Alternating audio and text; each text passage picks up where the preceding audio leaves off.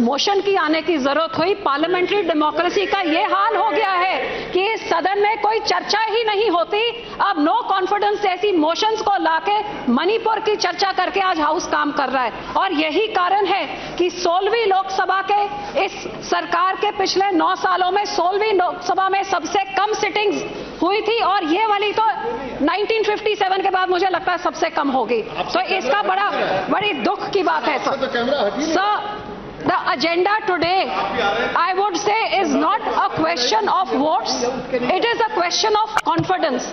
ये सिर्फ एक सिंपल मैथमेटिक कैलकुलेशन की बात तो है ही नहीं, क्योंकि मैथमेटिक्स या न्यूमेरिकल कैलकुलेशन तो इनके पास है। So the motion will fall. I think the key word here is confidence. क्या इस देश में सबका साथ और सबका विश्वास इनके साथ है कि नहीं? किसके साथ है? इनके साथ कि इनके साथ? हकीकत यह है कि आज क्या इस देश के किसान, इस देश के गरीब, इस देश के मजदूर, इस देश के माइनॉरिटी हिंदू, सिख, मुसलमान, ईसाई, क्या इन सब का विश्वास इनके पास है कि नहीं? It is do they have the confidence in this government? Sir, क्या आज के नौजवान और आज के महिला का विश्वास है इस सरकार के ऊपर? और जब मणिपुर की बात करें तो इट इज एब्सोल्युटली क्लियर कि मणिपुर की औरतों पे इस डबल इंजन सरकार पे कोई विश्वास नहीं है। लेकिन इससे बड़ी दुख की बात यह है सर, मैं कोट करती हूं सर, कैमरा छोड़िए, आप मेरी बात रिकॉर्ड कर दिए, बहुत बड़ी बात है। यह डेमोक्रेसी कहां रह गई? अब तो कैमरा भी ऊपर से चलता है। सर, अटल बिहारी वाजपेयी जी ने on the 50th anniversary of India's independence इस पार्लियामेंट में कहा था, इट इज अभिशाप to take birth as a girl in this country.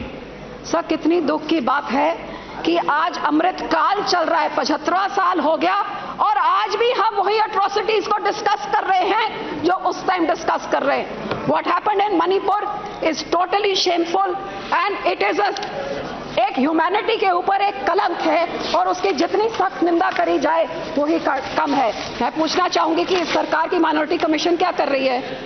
ये बोले नहीं, गए नहीं। माइनॉरिटी कमीशन के हेड क्या कर रहे हैं? कितनी बारी मणिपुर गए, कितनी बारी नू गए हैं? हमारे पंजाब गए तो हमारे धार्मिक मसलों में इंटरफेयर करने का पूरा टाइम है, इधर जाने के लिए टाइम क्यों नहीं है? तो मैं हाथ जोड़ के सरकार को विनती करती हूं कि राम के लिए इस अमृत काल में ये धर्म की राजनीति हर इलेक्शन के पहले इसको बंद करिए, ये जहर देश में मत घोलिए। आज हम यहाँ चर्चा बातें करें बेरोजगारी की, बातें करें गरीबी की, महंगाई की, इन चीजों से ध्यान भटकाने के लिए हम ये सब काम ना करें। मैंने दोनों पक्षों को सुना, आज मुझे इतनी हैरानी हो रही थी, काश बीच में आपने मुझे बोलने का समय दिया।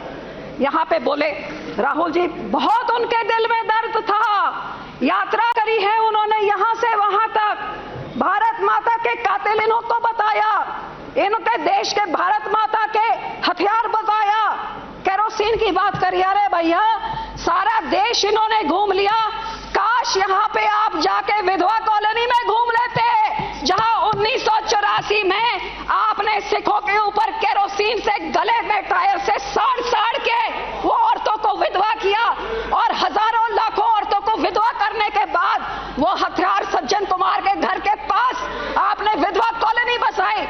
आपको मालूम है पूरी दुनिया में सिर्फ एक जगह में विधवा कॉलोनी है, विडो कॉलोनी सिर्फ दिल्ली में है। कौन रहती हैं? जिनके कातिल इनके पुरखों ने किया, इस पार्टी कांग्रेस पार्टी ने किया और फिर उधर जाके उन औरतों को बसाया। क्या यात्रा वहां से गुजर के गई? आज केरोसिन की बात करते हैं। लेकिन दुख तो मुझे इस बात का है कि आज इनको 84 बड़ा याद आ रहा था। यहाँ के बोलने वाले भी जब इनको कटाक्ष करना होता है तभी 84 याद आता है।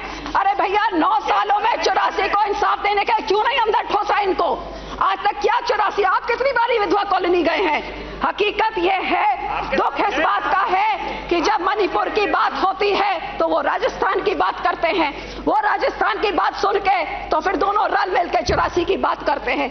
ये बहुत हो चुका सर, अब दोनों जने ये सारा ड्रामा, ये सारा नाटक बंद करें।